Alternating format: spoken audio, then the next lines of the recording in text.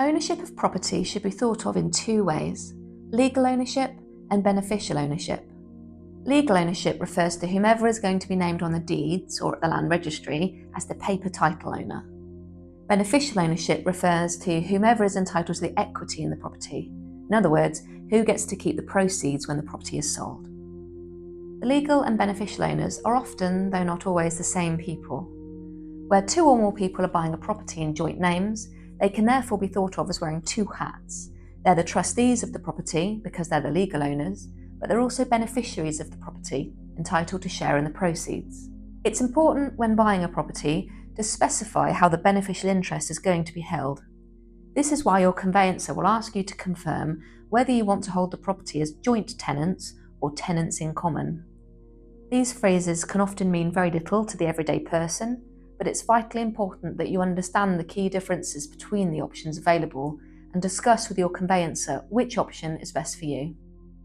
Your Burkitt's conveyancer will send you more detailed guidance in writing, but here's a summary of the key points.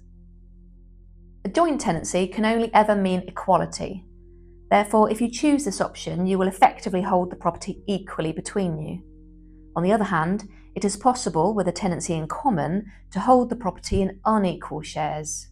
If, therefore, you want to hold the property in something other than equal shares, such as 60-40 or 90-10 and so on, you must choose a tenancy in common. This might be the most appropriate option for you if you're contributing unequally to the purchase price, or where the property is being conveyed from one person's sole name into joint names, perhaps for the purpose of a remortgage. Holding as tenants in common also allows you to ring-fence your respective contributions to the purchase price and share in any uplift in value thereafter in whatever proportions you agree, which is a popular choice. The second very important difference between a joint tenancy and a tenancy in common is what happens if one of you should die. With a joint tenancy, the beneficial interest automatically passes to the surviving owner, even if you have a will that says otherwise.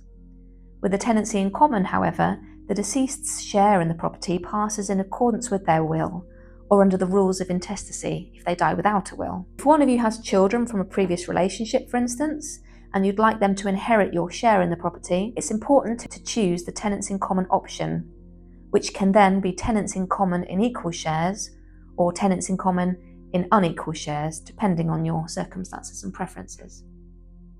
At Burkitt's, we will record your choice in writing, either within the body of the transfer itself or else in a separate trust deed, depending on the complexity of what it is you're seeking to achieve.